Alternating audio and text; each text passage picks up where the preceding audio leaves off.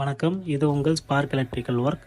போன வீடியோவில் இது என்ன டிவைஸ்னு கேட்டிருந்தோம். இது பவர் கெப்பாசிட்டர்னு நிறைய பேர் கரெக்டாக சொல்லியிருந்தீங்க. இப்போ அதை பற்றின வீடியோ தான் பார்க்க போகிறோம். எங்கள் கிளைண்ட் ஒருத்தவங்க கால் பண்ணி எங்கள் ஆஃபீஸில் பிபி பில் ரொம்ப அதிகமாக வருது, அது என்னன்னு கொஞ்சம் பார்த்து சொல்ல முடியுமான்னு கூப்பிட்டுருந்தாங்க. நாங்கள் போய் செக் பண்ணதில் பவர் ஃபேக்டர் குறைஞ்சதுனால இபி சைட்லேருந்து பெனால்ட்டி போட்டிருக்காங்கன்றதை கண்டுபிடிச்சோம். ஒரு நல்ல பவர் ஃபேக்டர்ன்றது 0.9 to 1 இருக்கணும். அதுக்கு கம்மியாக இருந்தால் லேகிங் பவர் ஃபேக்டர்னும், அதை விட அதிகமாக இருந்தால் லீடிங் பவர் ஃபேக்டர்னு சொல்லுவாங்க.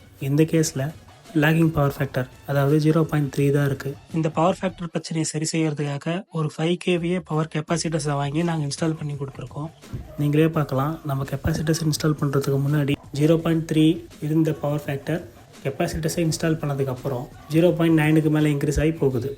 பெரிய பெரிய ஃபேக்ட்ரிகளில் பவர் ஃபேக்டரை கண்ட்ரோல் பண்ணுறதுக்காக அவங்க அதுக்கு தனியாக பெரிய யூனிட் வச்சுருப்பாங்க. இந்த மாதிரியான சின்ன சின்ன ஆஃபீஸ்களில் பவர் ஃபேக்டரை பற்றி தெரியாததுனால இவங்க அதிகப்படியான பெனால்ட்டி அமௌண்ட் கட்டிகிட்டு இருந்திருக்காங்க. நாங்கள் தமிழில் தேடி பார்த்த வரைக்கும் யூடியூப்பில் பவர் கெப்பாசிட்டர்ஸை எப்படி இன்ஸ்டால் பண்ணணுன்ற எந்த ஒரு விளக்க வீடியோவோ இல்லைனா அதை பற்றின டயக்ராமோ கண்டுபிடிக்க முடியல. இது அதை எப்படி இன்ஸ்டால் பண்ணணுன்றதுக்கான பேசிக்கான வீடியோ. பவர் கெப்பாசிட்டர்ஸை பற்றி மேலும் தெரிஞ்சுக்க கமெண்ட் பண்ணுங்கள். எத்தனை பேர் அதை பற்றி தெரிஞ்சுக்க ஆர்வமாக இருக்காங்கன்றதை வச்சு நாங்கள் மேற்கொண்டு வீடியோ போடுறோம்.